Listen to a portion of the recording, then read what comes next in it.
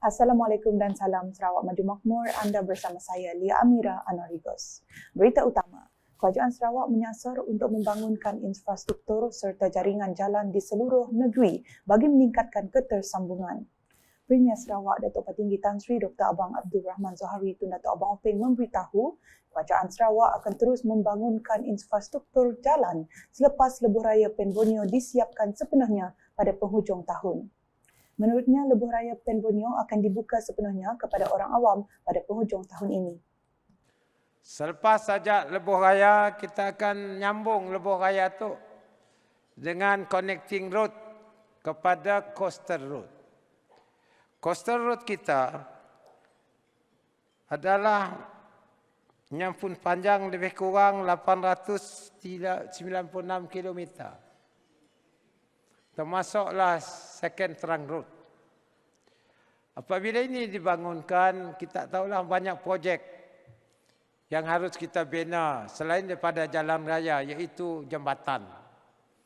Begitu banyak jambatan. Dan kita akan membangun jalan lagi, iaitu yang menuju ke Betong, dan menemui Pen Borneo Highway terus ke Coastal Road, yang makan belanja yang besar juga, adalah satu daripada pembangunan jalan kita yang akan menjurus kepada pembangunan di kawasan pesisiran. Beliau berkata demikian semasa berucap pada majlis makan malam impian jadi realiti lebuh raya Pen Borneo Sarawak di Pusat Konvensyen Borneo Kuching pada Ahad. Datuk Petinggi Tan Sri Abang Zohari menambah, Kerajaan Sarawak akan membina jalan sepanjang 145 km dari Marudi ke Long Terawan sampai ke Gunung Buda di kawasan Limbang yang bakal mempunyai lebuh raya pantai utara. Kita akan bina satu jalan dari Marudi ke Long Terawan hingga ke Mulu. Juga dalam masa yang singkat ini, yang panjangnya 145 km. Ini adalah satu lagi jajaran jalan pendalaman di kawasan Baram yang akan sampai ke Long Terawan, dan dari Long Terawan akan terus kita bina hingga ke Gunung Buda di Limbang. Dan di Limbang pula kita ada Northern Coastal Highway yang kita bangun untuk Limbang dan Lawas. Bermakna selepas lebuh raya, kita di Sarawak akan terus membangunkan jalan raya yang akan merancakkan lagi kawasan-kawasan pendalaman kita. Dan ini adalah hubungan yang akan mengikut jaringan kepada pembangunan ekonomi luar bandar. Turut hadir Timbalan Perdana Menteri Datuk Seri Fadilah Yusof, Timbalan Premier Sarawak Datuk Amar Douglas Ugah Embas, Menteri Kerja Raya Malaysia Datuk Seri Alexander Nantalinggi, Timbalan Menteri Infrastruktur dan Pembangunan Pelabuhan Sarawak Datuk Insinyur Aidil Lariwo serta tetamu kehormat yang lain. Dalam majlis sama, beliau menyampaikan plak penghargaan kepada para kontraktor yang bekerja membina lebuh raya Pen Borneo. Terdahulu semasa berucap merasmikan Majlis Penangguhan Pesta Regata Telaga Air pada sebelah petang, Datuk Petinggi Tan Sri Abang Zohari berkata, projek pembinaan jalan utama dari persimpangan jalan FAC menuju ke tebingan sungai Telaga Air bakal dilaksana tahun hadapan. Menurutnya, pembangunan tersebut akan mengambil tempoh 3 hingga 4 tahun dengan menumpukan kepada pembangunan yang tersusun yang mana ia bakal memberi manfaat kepada penduduk setempat. Bermakna kawasan itu hendaklah kita lengkapkan dengan infrastrukturnya. Lebih apa yang berlaku, kita tahulah jalan Temenggung ya, sempit. Apabila kita masuk dari FAC, masuk ke dalamnya, jerayanya adalah sempit. Jadi kita polahlah jeraya baru. Jeraya baru terus daripada jeraya Pen Sri Adenan, nama jeraya kini itu. FAC ya dinamakan Jalan Pen Sri Adenan. Kita ngambil kenangan sumbangan Pen Sri Adenan kepada kawasan itu. Jadi jeraya ya nama Pen Sri Adenan. Jadi Jeraya yang akan sambung ke situ Jeraya baru, iaitu Jeraya Dual Carriageway, masuk ke telaga air, dan telaga itu akan diperbesarkan waterfrontnya, dan masjid baru, masjid tak apung, tapi nya si apung lah, tapi nya tepi sungai, termasuklah juga kemudahan riadah. Jadi di kakak telaga air akan dihubung dengan jalan yang besar tu. Jelas beliau dengan adanya akses yang mudah menuju ke telaga air, ia dapat menjadi pusat riadah atau pusat sukan air yang boleh terus mengembangkan sosioekonomi di kawasan itu.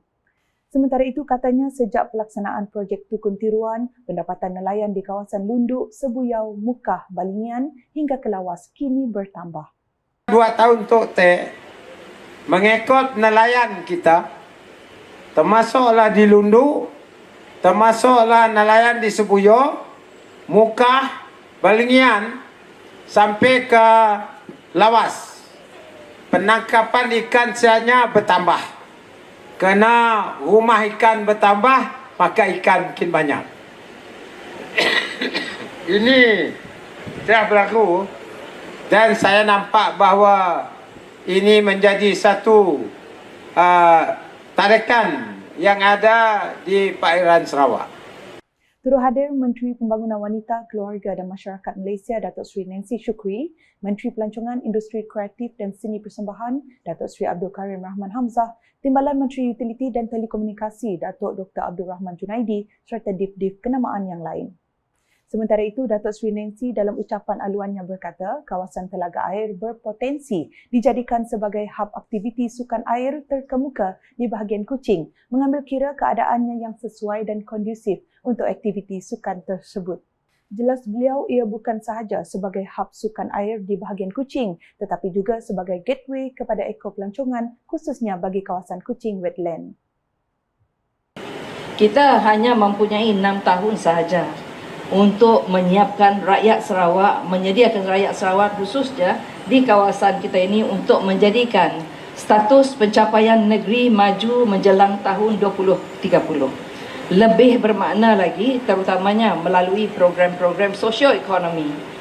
Sebagai ahli Parlimen Santubong, saya juga mengharapkan kawasan lain bermula daripada Teluk Melanu, Sematan, Siar, Pandan, Lunduk, Santubong, Damai, Buntal, Bakoh, Muara Tebas dapat dijadikan sebagai hub ekopelancongan dan pelancongan pantai serta memanfaatkan alam semula jadi seperti taman-taman negara, air terjun, peninggalan sejarah serta aset-aset pelancongan lain. Dalam hal ini, beliau yang juga ahli Parlimen Santubong menambah, pihaknya bercadang untuk menjadikan Pesta Regata Telaga Air menjadi acara 2 tahunan. Katanya atas saranan Menteri Pelancongan, Industri Kreatif dan Seni Persembahan Sarawak, aktiviti Lumba Perahu disyorkan memandangkan kawasan telaga air amat sesuai untuk aktiviti sukan air kerana mempunyai sungai yang lurus dan panjang sehingga 6 kilometer. Laporan seterusnya, cuaca hujan tidak menjadi penghalang buat 40,000 umat Kristian yang menyertai perarakan Hari Krismas Bandaraya Miri ke-14 yang diadakan di Dataran Kipas Miri pada Sabtu. Premier Sarawak Datuk Petinggi Tan Sri Dr. Abang Abdul Rahman Zohari Tun Datuk Abang Openg berkata, sambutan Krismas adalah mengenai keamanan yang menjadi peringatan kepada semua pihak agar sentiasa menjaga keharmonian sedia ada. Menurutnya, Krismas adalah mengenai keamanan yang sepatutnya memberi peringatan bahawa rakyat tidak boleh leka tetapi terus bekerja keras untuk memelihara, menjaga dan meningkatkan keamanan dan keharmonian dalam kalangan masyarakat berbilang etnik, budaya dan agama. Beliau berkata demikian menerusi teks ucapan yang dibaca oleh Menteri Pengangkutan Sarawak, Datuk Seri Lee Kim Chin dalam program tersebut. Tambahnya, beliau dan kerajaan Sarawak menolak semua ungkapan ideologi ekstremisme yang menjatuhkan orang lain disebabkan perbezaan di antara masyarakat Sarawak. Sementara itu, Datuk Petinggi Tan Sri Abang Zohari juga menghargai komuniti Kristian di Sarawak yang memilih untuk hidup secara aman berbanding bergolak dengan agama lain. Dalam pada itu, beberapa div-div kehormat juga telah menyumbang kepada tabung perarakan Krismas Miri tersebut yang mengumpul sumbangan berjumlah RM135,000. Selanjutnya, pencapaian luar biasa Sarawak melalui acara The Largest Christmas Carol Gathering telah diiktiraf dan mendapat anugerah berprestij dalam Malaysian Book of Records sebagai perhimpunan Christmas Carol terbesar di negara ini. Pencapaian yang istimewa ini jelas menunjukkan bukti dan komitmen Sarawak dalam mempamerkan serta mengukuhkan perpaduan kaum dalam kalangan rakyatnya yang terdiri daripada pelbagai kaum, etnik dan budaya. Acara ini pada umumnya menyasarkan seramai 1,500 peserta, namun sokongan dan semangat rakyat negeri ini telah berjaya menghimpunkan seramai 2,479 peserta di Padang Merdeka Kuching pada malam Ahad yang tampil menyanyikan 3 lagu Christmas iaitu Oh Holy Night, Feliz Navidad dan We Wish You a Merry Christmas. Pengiktirafan A Christmas Carol Sarawak in Diversity ini telah melalui satu proses yang terperinci dan jitu yang dikendali oleh 2 pegawai Malaysian Book of Records sendiri sebelum diiktiraf secara rasmi oleh badan tersebut. Penganjuran acara ini menunjukkan dedikasi unit hal ehwal agama-agama lain Unifor dan TV Sarawak TVS untuk menghimpunkan rakyat pelbagai kaum di negeri ini untuk bersama-sama menyanyikan lagu perayaan Christmas dalam usaha mempromosikan kepelbagaian kaum, perpaduan dan keamanan Sarawak. Turut hadir memeriahkan suasana acara ialah Timbalan Premier Sarawak, Datuk Amar Profesor Dr. Sim Kui Hian yang mewakili Premier Sarawak, Datuk Petinggi Tan Sri Dr. Abang Abdul Rahman Zohari Tun Datuk Abang Openg. Dalam pada itu, beliau bersama Menteri di Jabatan Premier Sarawak, Datuk Seri John C. Kitayai telah menyempurnakan simbolik perasmian iaitu menyalakan pokok Christmas gergasi. Sejurus selepas itu, Datuk Amar Dr. Sim bersama div-div kenamaan yang lain berkesempatan untuk bersama-sama menyanyikan lagu Christmas bersama pasukan choir yang terdiri daripada Majlis Seni Sarawak MSS dan Unit Komunikasi Awam Sarawak UKAS serta kesemua peserta yang lain. Manakala di Serian, Agensi Penyelarasan Pembangunan Greater Kuching GKCDA memperuntukkan sebanyak 2.2 juta ringgit pada tahun 2024 untuk membangunkan kawasan Serian. Timbalan Menteri Industri Makanan, Komoditi dan Pembangunan Wilayah Sarawak, Datuk Martin Ben memberitahu, daripada jumlah itu, 1 juta ringgit telah diperuntuk bagi membina jambatan Sungai Nyanoh dan 800,000 ringgit untuk membina jambatan Sungai Juman. Manakala RM400,000 telah diperuntuk bagi membina jalan baharu Kampung Pulau Piranok ke Kampung Mayang Mawang dan Kampung Mayang Kawan, jelasnya. Beliau berkata demikian semasa berucap pada Majlis Pemimpin Bersama Rakyat bersempena perasmian Balai Raya Kampung Pulau Piranok pada Sabtu. Sementara itu, Datuk Martin Ben berkata pemimpin di peringkat akar umbi mesti bekerjasama dalam merancang keperluan dan kemudahan yang boleh dilaksana di kampung masing-masing.